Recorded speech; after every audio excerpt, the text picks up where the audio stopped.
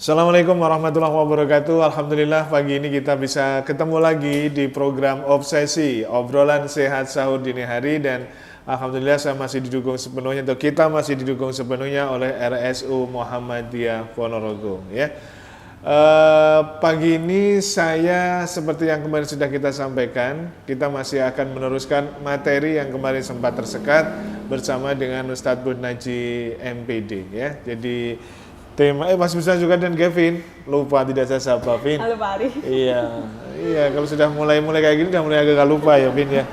Temanya masih tetap ya Vin ya pagi ini Vin. Tetap puasa dan kesehatan ya. Kita kemarin sekedar refresh, kita sudah sampai pada titik apa kemarin?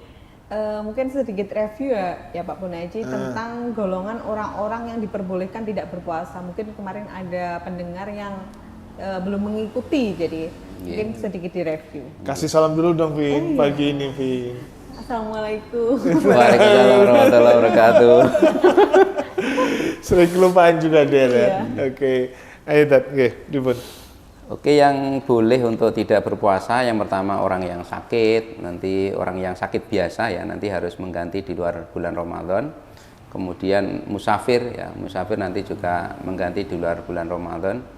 Cuma kalau sakitnya itu sakit menahun, ya nanti berarti harus membayar fidyah.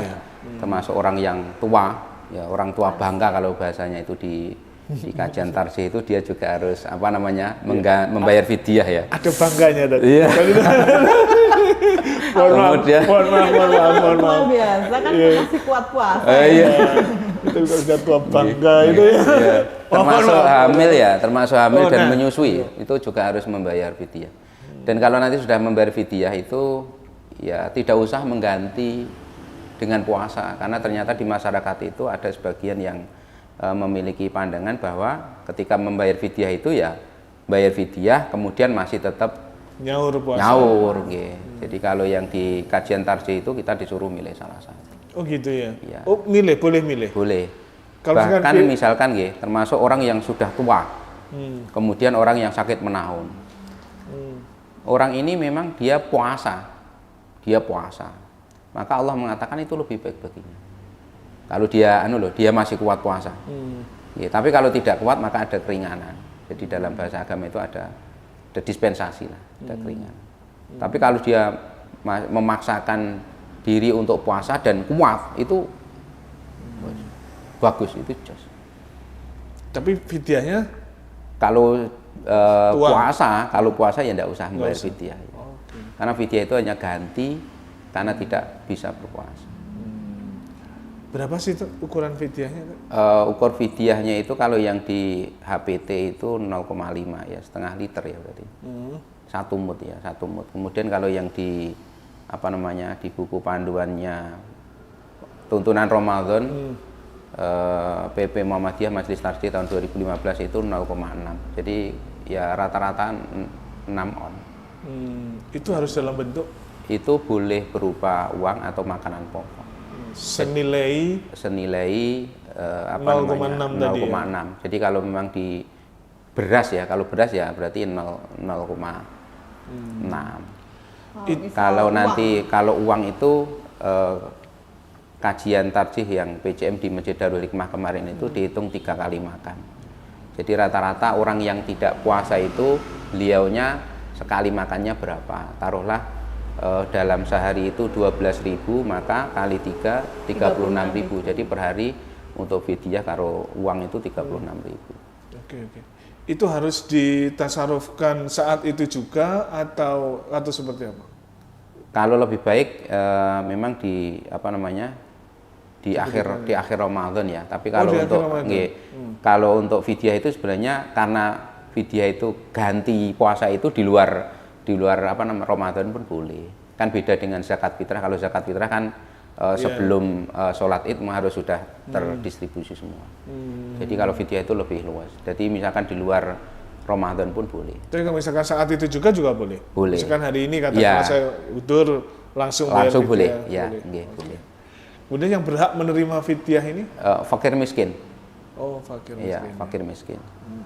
Jadi nanti fakir miskin ya, kalau bisa ya memang diutamakan fakir miskin yang ada di lingkungannya ya.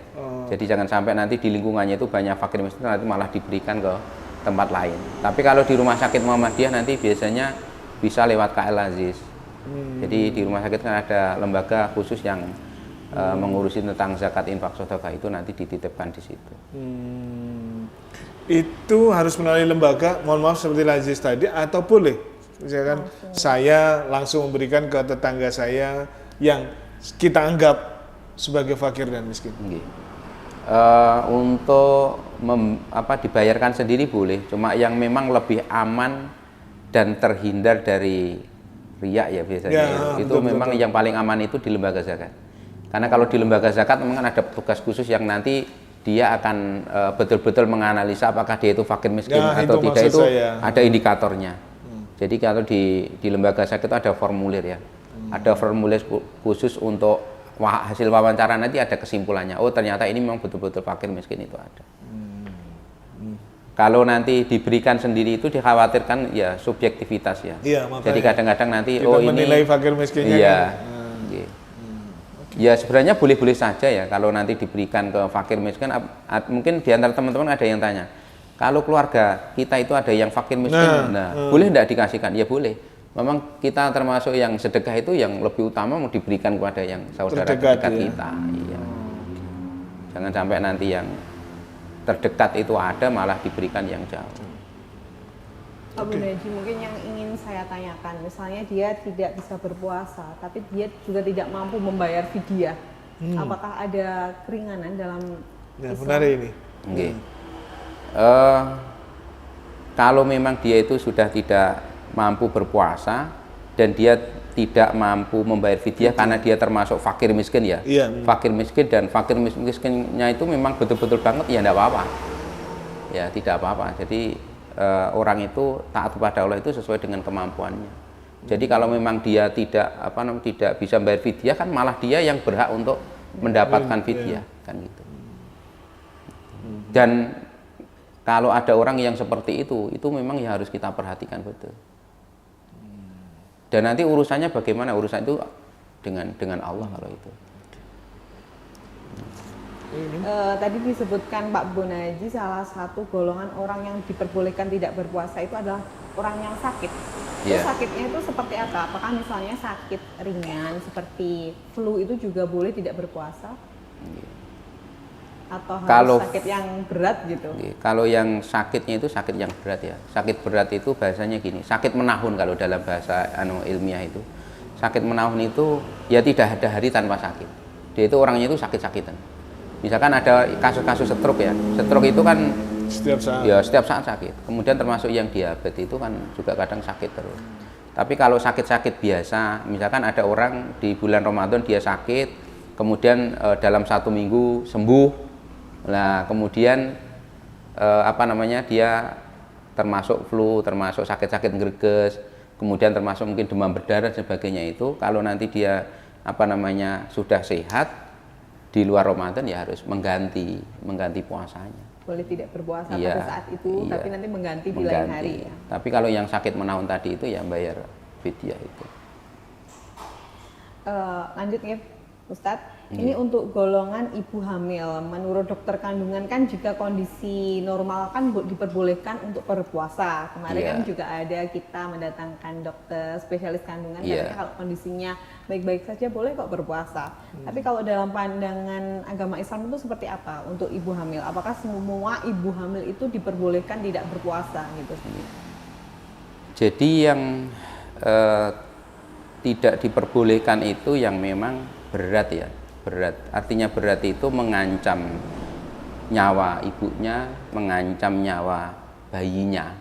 Itu ketika nanti dokter muslim itu dia mengatakan, oh ini tidak boleh berpuasa, ya udah berarti kita harus taat tidak puasa. Tapi kalau nanti dokter kita itu menyampaikan, oh ini boleh kok berpuasa dan ini tidak membahayakan nyawa ibu dan anaknya, oh itu lebih bagus. Jadi kalau bahasa Al-Quran itu ketika dia melakukan kebaikan, melakukan puasa itu baginya itu lebih baik.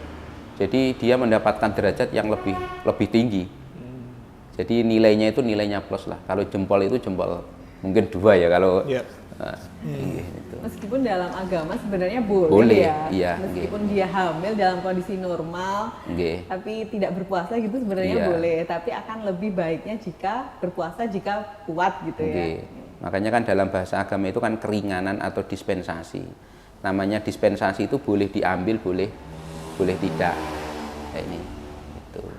Kalau untuk ibu hamil sendiri yang tidak berpuasa, bagaimana cara menggantinya ini, Ustadz? Apakah mengganti di lain hari, apakah dengan fidyah?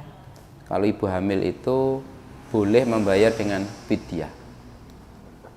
Jadi bayar fidyah sama dengan apa namanya, hamil sama menyusui, ini bayarnya kan bayar fidyah. Nah cuma yang menjadi pertanyaan itu kan gini, kalau untuk yang haid sama nipas ya, nipas itu kan harus mengganti di luar bulan Ramadan. Nah pertanyaannya itu bagaimana kalau nanti ya hamil, kemudian setelah hamil kan otomatis lahiran, ada masa nipas ya, ada masa nipas, kemudian dia menyusui. Maka ya kita ambilnya itu yang kita ambil yang menyusui atau nanti yang lahiran itu. Karena kenapa ada bahasa nipas itu? Karena ada sebagian ibu itu yang, mohon maaf ya, jadi anaknya kan ada yang meninggal, kemudian ada yang keguguran. Maka ketika nanti ada ibu lahiran, kemudian anaknya mohon maaf nanti sampai dia meninggal, otomatis dia nanti setelah selesai masa nipasnya mengganti puasa. Jadi di sini tidak membayar fidyah, tetapi jika nifas disertai dengan menyusui, nantinya boleh fidyah. Boleh fidyah. Jadi nanti yang catatannya itu kalau nanti dia nipas gandengannya menyusui, jadi membayar fidyah. Tapi kalau nanti hanya nipas saja karena anaknya misalkan meninggal dan sebagainya, itu dia mengganti. Iya. Okay. Ari, mungkin ada komentar? Pagi ini saya agak ngantuk-ngantuk banget ini, Win. Pagi ini, Win. Agak sayup-sayup. Iya, agak sayup-sayup. Betul. Terlebih mendengar paparan Ustadz Bonaji dan pertanyaan-pertanyaan Kevin, jadi agak aduh gitu ya. Tapi ya kita harus jeda dulu, nanti setelah ini semoga kita bisa fresh lagi karena kita menikmati sahur kita pagi ini ya. Kita bersama-sama menikmati sahur kita. Teman-teman yang di rumah monggo silakan Anda juga bisa menikmati sahur bersama dengan kami. Kami cepat nanti ya. Tapi jangan bayangkan nanti seolah ini aja waktu 35 menit kami juga waktu kita 35 menit. Enggak ya, ada waktu yang agak sedikit panjang.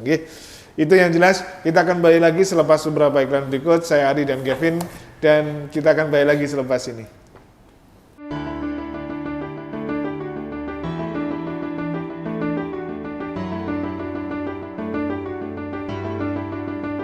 Baik, kita masih lanjut lagi di obsesi obrolan sehat sahur dini hari pagi hari ini, dan monggo teman-teman yang belum menikmati sahur segera nikmati sahur Anda pagi ini sambil tetap bersama dengan kami di obsesi obrolan sehat sahur dini hari bersama dengan RSU Muhammadiyah Ponorogo.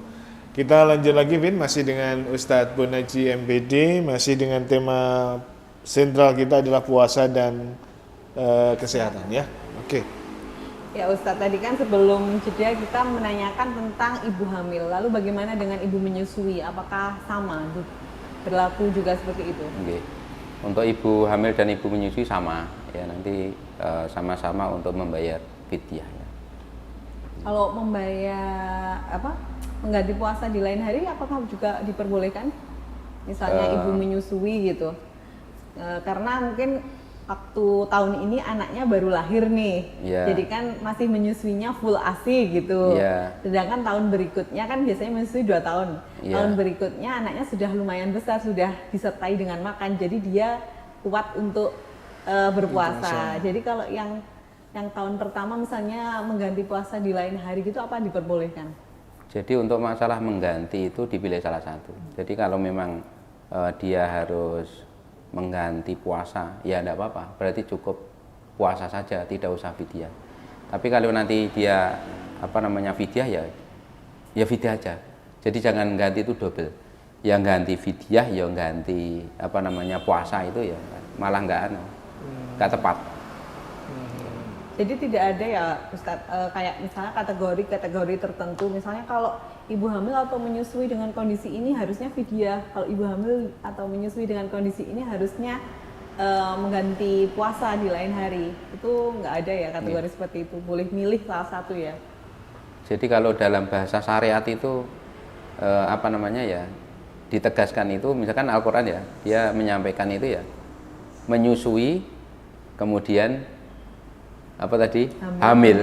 Ya, jadi tidak sampai rinci ke tidak sampai rinci ke istilahnya itu berat atau ringannya.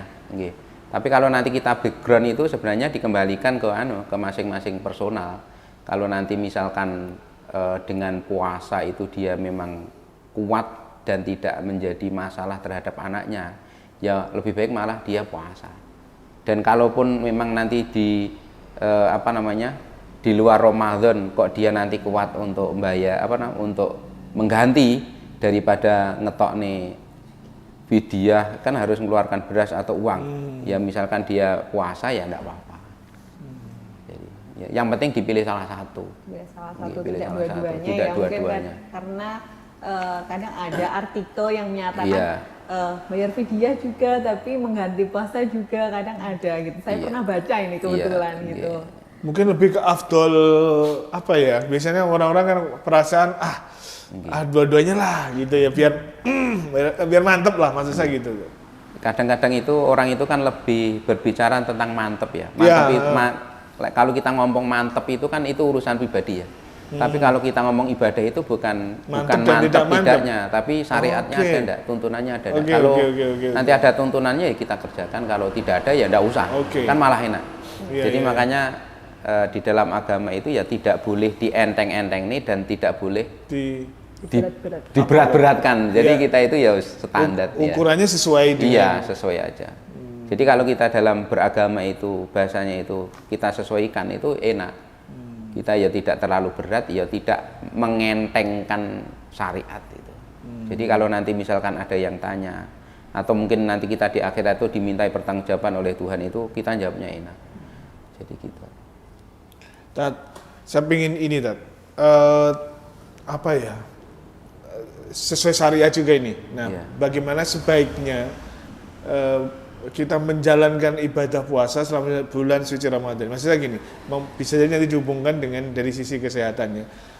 Ada kewajiban kita untuk mengakhirkan, mulai dari sahur lah, mengakhirkan sahur. Apa kira-kira makna dibalik kita harus mengakhirkan sahur dari sisi agama, kemudian kenapa kita harus mengawalkan berbuka puasa, kemudian kenapa kita harus manis-manis dan sebagainya. Dimulai dari sahur tadi. Okay. Mungkin kalau kita masuk di tip ya gitu. Betul. Tip puasa. Tip puasa, betul. Itu memang yang pertama kita harus berbuka itu dengan 3 kurma. Kalau nanti tidak ada kurma bisa madu. Kalau tanda tidak ada madu nanti bisa pakai air putih. Nah nanti kalau tidak ada air putih biasanya rata-rata itu teh manis. Kalau teh manis itu yang harus diperhatikan nanti kondisi fisiknya. Jangan sampai nanti di akhir Ramadan kita berlebih gulanya. Jadi nanti juga akan menjadi masalah. Kemudian yang kedua itu mengutip yang pernah saya sampaikan, kulu wasrobu wala tusrifu, makan dan minumlah tapi jangan berlebihan. Jadi ketika kita berpuasa itu ya makannya ya standar, jangan terlalu banyak. Kemudian dianjurkan untuk mengonsumsi diantaranya itu adalah buah. Kalau buah itu pir ya, buah pir, kemudian buah apel, kemudian kacang-kacangan, kemudian termasuk bayam. Ini dari sisi kesehatan atau memang ada korelasinya? Dari segi kesehatan itu termasuk makanan sehat untuk berbuka atau untuk berpuasa. Itu ada korelasinya. Nah kemudian termasuk kenapa kita harus mengakhirkan makan sahur. Ya. Jadi karena ternyata di dalam sahur itu ada barokahnya. Jadi Nabi itu menyampaikan makan sahur itu ada barokah. Kemudian ketika kita mengakhirkan makan sahur secara logika, kalau kita itu akhir kemudian kita makan, jadi kita itu lebih kuat. Jadi lebih kuat dibandingkan kita itu jam 1 makan ya. Jam 1 makan nanti otomatis jam 12 kan sudah lapar lagi. Tapi kalau nanti kita mendekati apa namanya imsak subuh itu nanti jauh lebih kuat. Ada rahasia di balik kurma dan di balik madu dan di balik yang manis-manis tadi itu. Kalau untuk yang termasuk kurma, termasuk madu itu kalau bahasanya itu ya kita karena Nabi itu menyariatkan atau memerintahkan seperti itu nanti apa kita kerjakan gitu. Tapi kalau nanti secara detail seperti apa nanti ya saya tidak enak dengan yang anu nanti. Gizi itu ini. Ya dengan teman-teman gizi sama gizi, nanti ya. teman-teman medis ya. Iya. Itu kalau nanti kajian ilmiahnya sebenarnya banyak yang membahas tentang itu banyak. Kalau kemudian kenapa kita diminta untuk menyegerakan berbuka itu karena ternyata akan ada 2 kebahagiaan ketika orang itu berbuka. Satu, dia ada 2 kebahagiaan ketika orang berpuasa itu. Satu, dia bahagia ketika berbuka. Kemudian yang kedua itu bahagia ketika berjumpa dengan Tuhan. Jadi makanya orang yang berpuasa itu termasuk salah satu orang yang dijanjikan bisa masuk surga melalui pintu apa? Pintu. Jangan tanya ke saya, jangan pintu ke saya. Aroyan. Jangan tanya ke saya. Aku mau jawab itu, tapi takut salah ya. Oke, Win. Ya lanjut ya, Ustadz. Tadi salah satu yang diperbolehkan tidak berpuasa adalah untuk golongan lansia atau orang-orang yang sudah sepuh ya, udah tua. Itu ada batasan umurnya atau tidak? Kalau untuk batasan umur itu tidak ada ketentuan ya, karena umur itu relatif ya. Jadi ada umur yang 60 tahun itu secara fisik sudah lemah, ya. Tapi ada yang umur 70 tahun, 80 tahun itu masih fresh itu. Ya, jadi kalau bahasa agama itu yang dia memang tidak kuat secara fisik. Jadi misalkan umurnya 60 tahun tapi kalau secara fisik dia sudah tidak kuat ya bisa dikatakan sudah tua juga. Tapi kalau misalkan umurnya dia 80 tahun tapi dia masih kuat, mungkin masih enggak apa-apa untuk melakukan puasa. Dianjurkan untuk berpuasa ya, masih kuat. Iya. Tapi kalau kita ngomongnya tentang umur ya bahasanya itu tua itu patokannya berapa ini harus disepakati. Kalau misalkan mengatakan kita, kalau Nabi itu kan umurnya 63 tahun meninggalnya, berarti kita sepakati umur tua itu ya 63 tahun ya, berarti di atas itu sudah membayar fidyah. Tapi kalau dalam bahasa agama itu kan berat ya. Jadi berat menjalankan puasa. Jadi hanya di situ. Lanjut nggih, Ustadz, dalam agama Islam anak-anak itu diwajibkan berpuasa saat umur berapa dan bagaimana mengenalkan atau mengajarkan anak berpuasa yang sesuai dengan ajaran agama Islam? Nah, ini kembali ke batasan umur lagi. Jadi kalau ketuaan, iya. Kalau tua itu ya berapa, kalau anak berapa. Jadi kalau dalam bahasa agama itu anak yang sudah diwajibkan puasa itu kan ketika sudah balik ya. Jadi ketika balik itu anak laki-laki itu sudah pernah mimpi basah, kemudian perempuan itu sudah pernah haid. Nah pertanyaannya umur berapa? Misalkan patokannya itu kan 13 tahun misalkan. Sekarang anak-anak SD sudah mulai puasa. Iya, umur sudah balik. Sudah mulai.